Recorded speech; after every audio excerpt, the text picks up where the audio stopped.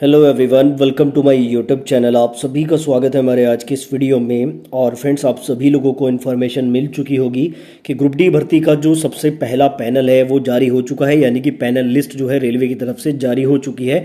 और जो सबसे पहले पैनल आया है वो SECR यानी कि south east central railway Bilaspur की तरफ से आया है। अब यहाँ पे इस पैनल के साथ जो इन्फॉर्मेशन दी गई है तो बहुत सारे डाउट्स आपके यहाँ पे क्लियर होने वाले हैं। सबसे पहले तो देखो, यहाँ पे पहले पैनल में एक चीज़ यहाँ पे क्लियरली देखने को मिली है कि ट्रैकमैन और जो पॉइंट्समैन है उनकी पोस्ट ज़्यादा डिस्ट्रीब्यूट की गई है। मतलब कि ज़्यादा स्टूडेंट को या तो ट्रैकमैन मिला है, पॉइंट्समैन मिला है या फिर ट्रैक मशीन मिला है। इसके पीछे का रीज़न मैं आपको इस वीडियो में बताऊंगा। किस आधार पर जो पोस्ट है उसका डिस्ट्रीब्यूशन हुआ है वो भी ऑफिशियली आपको मैं दिखाने वाला हूँ, क्योंकि ऑफिशियल नोटिस में वो भी बताया गया है। और लगभग 24% सीट जो है ना इस पहले पैनल में ही खाली देखने को मिल रही है। तो किस वजह से 24% सीट खाली है, क्या उस पर स्टूडेंट को जो है दोबारा मौका मिलेगा या नहीं मिलेगा, वो पूरी इन्फॉर्मेशन आपको इस वीडियो में दूंगा। साथ ही यहाँ पर एक बहुत बड़ा अपडेट भी है अप्रेंटिसशिप वाले स्टूडेंट के लिए, तो वो भी मैं इस वीडियो में डिस्कस करने वाला हूँ। ये वीडियो आपको कंप्लीट देखना है, बिना स्किप करे। सारी जानकारी आपको इस वीडियो में मिलेगी।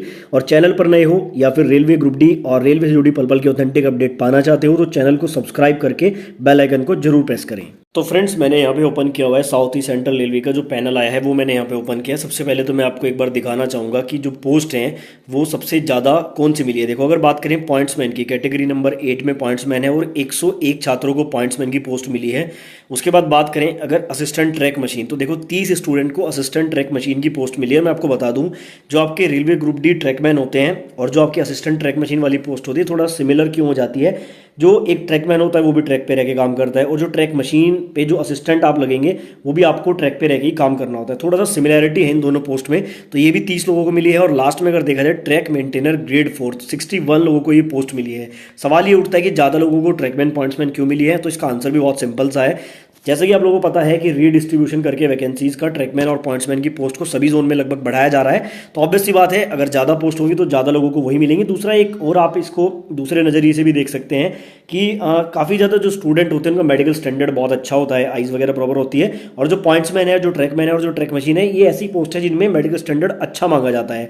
तो यानी कि अच्छे मेडिकल स्टैंडर्ड वाले स्टूडेंट को ये मिल जाती है। बाकी इसमें प्रेफरेंस वगैरह भी मैटर करता है। अब दूसरा सवाल हमारा यही है कि किस आधार पर जो पोस्ट का अलॉटमेंट है वो यहाँ पे हुआ है, तो वो भी इन्होंने यहाँ पे डिस्कस किया है। देखो, अगर 7th पॉइंट में जब आप आएंगे तो यहाँ पे देखेंगे the panel is based on candidates merit position, choice, community, availability of post and medical fitness. देखो, अगर आप मेरे रेगुलर व्यूअर हो ना तो मैंने बहुत दिन पहले इस टॉपिक पे एक वीडियो बना दिया था और मैंने आपको प्रॉपर एग्जांपल लेके भी समझाया था कि किस तरह से पोस्ट मिलती है। देखो, सबसे पहले आपके मेरिट पोजीशन यानी कि आपके मार्क्स भी देखे जाते हैं, चॉइस यानी कि आपने जो प्रेफरेंस भरा है वो देखा जाता है, कम्युनिटी यानी कि आप किस कैटेगरी से बिलोंग करते हो वो देखा जाता है, अवेलेबिलिटी ऑफ पोस्ट यानी कि जिस पोस्ट पर आपकी प्रेफरेंस है क्या वो वहाँ पे पोस्ट अवेलेबल है भी या नहीं है वो देखा जाता है, और साथ में मेडिकल स्टैंडर्ड देखा जाता है। ये 4-5 चीज़ें मिलकर आपको एक पोस्ट मिलती है। अब देखो, यहाँ पर जो ये अवेलेबिलिटी ऑफ पोस्ट है ना, ये बहुत इंपॉर्टेंट हो जाता है।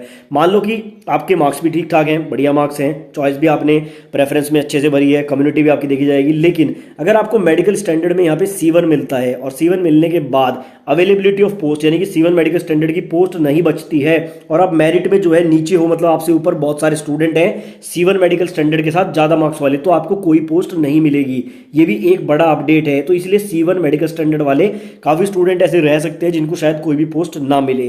तो हमारा जैसे दूसरा सवाल था कि किस आधार पर पोस्ट मिली है, तो बेसिकली आपके मार्क्स, आपकी प्रेफरेंस, कम्युनिटी और नंबर ऑफ पोस्ट और मेडिकल स्टैंडर्ड, इसके आधार पर आपको पोस्ट मिली है। और ये टॉपिक मैंने आज से तकरीबन 1 साल पहले अपनी एक वीडियो में कवर किया था। अब उसके बाद जो अगला सवाल है वो ये है कि कितने % सीट्स यहाँ पे खाली है। देखो, जो इन्होंने टोटल बताया है, course completed act apprentice post notified 333 यहाँ पे पोस्ट थी, ठीक है। और इन 333 पे अगर हम यहाँ पे क्वालिफाई कैंडिडेट देखेंगे तो कितने स्टूडेंट यहाँ पे हैं, यहाँ पे 253 स्टूडेंट है। ये स्टार्टिंग में इन्होंने बता दिया है, 253 स्टूडेंट का ही पैनल आया। देखो, स्टार्टिंग में आप जाओगे तो यहाँ पे देखने को मिलेगा जो CCA वाले हैं ये 253 कैंडिडेट यहाँ पे लिए हैं। अब यहाँ पे समझने वाली बात क्या है, देखो 333 अगर माइनस आप 253 करोगे तो लगभग ये आएगा 80, यानी कि 80 सीट्स अभी भी CCA वालों की वैकेंट है। और एक बात यहाँ पे ध्यान रखना, अगर CCA वाले की कोई सीट वैकेंट जाती है तो वो नॉर्मल कैंडिडेट के पास जाती है।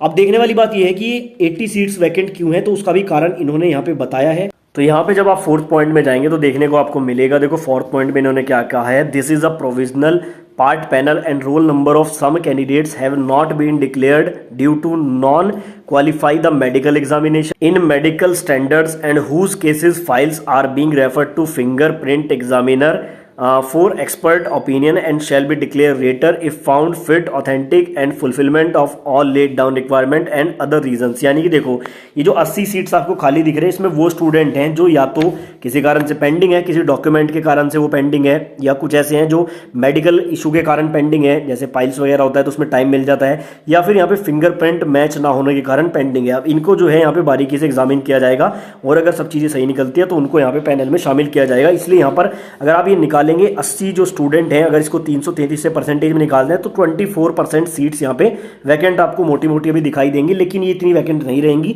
क्योंकि यहाँ पे क्या है कि अभी वो सिर्फ उन स्टूडेंट का पैनल जारी कर रहे हैं जिनको रोजगार मेले में ज्वाइनिंग लेटर्स देने हैं, और पैनल जल्दी उन्हीं का जारी होगा जो बिल्कुल क्लियर कट है, मतलब कि सारे डॉक्यूमेंट प्रॉपर, कहीं भी वो उनका कोई पेंच नहीं फंसा है, तो सीधा सीधा उनको पैनल में दे दिया है। और जिन पे थोड़ा भी डाउट था उनको थोड़ा पेंडिंग में रख के उनको बाद में यहाँ पे ज्वाइनिंग मिलती रहेगी। तो इस तरह से यहाँ पर ये होने वाला है। अभी यहाँ पर एक लास्ट पॉइंट में डिस्कस करूंगा, एक्ट अप्रेंटिसशिप वाले जो स्टूडेंट है, देखो अगर आपको नहीं पता है तो मैं आपको बता दूं, बहुत सारे अप्रेंटिसशिप वाले स्टूडेंट ने रेलवे पे केस किया हुआ था इस बात को लेकर कि नोटिफिकेशन आने के बाद उनका अप्रेंटिसशिप वगैरह कंप्लीट हुई है, उनको भी मौका रेलवे में मिलना चाहिए। तो रेलवे ने उसके रिगार्डिंग में यहाँ पर एक अपडेट दिया है। देखो इन्होंने क्या लिखा है 12 पॉइंट में, any course completed act apprenticeship empanelled who has appeared for NCVT examination after 12/4/2019, यानी कि अगर किसी ने भी एनसीवीटी का एग्जाम 12/4/2019 के बाद दिया गया है, is liable for candidature termination have deletion of name from panel at any stage, यानी कि उसको पैनल के, अगर उसमें पैनल में नाम भी आ जाता है उसके बाद भी उसको बाहर किया जा सकता है, यानी कि रिजेक्ट किया जा सकता है। तो कहीं ना कहीं जो सीसी वाले स्टूडेंट ने केस किया था कि बाद में अगर उनकी अप्रेंटिसशिप कंप्लीट हुई है, आईटीआई कंप्लीट हुई है, उनको चांस ग्रुप डी में मिलना चाहिए इस तरह से, तो वो यहाँ पे एक तरह से हार गए हैं क्योंकि रेलवे इस पे जो है पीछे नहीं जाने वाला है और छात्रों की वाली डिमांड नहीं मानने वाला है। ठीक है, तो ये यहाँ पे कुछ अपडेट थे जो इस पैनल वाले नोटिस से निकलते थे। बाकी आपकी कोई क्वेरी रहती है तो आप कमेंट बॉक्स में लिख सकते हैं, और जैसे ही किसी अदर जोन का भी अपडेट आता है तो आपको सबसे पहले सूचित करूंगा, इसलिए आप चैनल को सब्सक्राइब करके बेल आइकन को प्रेस कर लेना।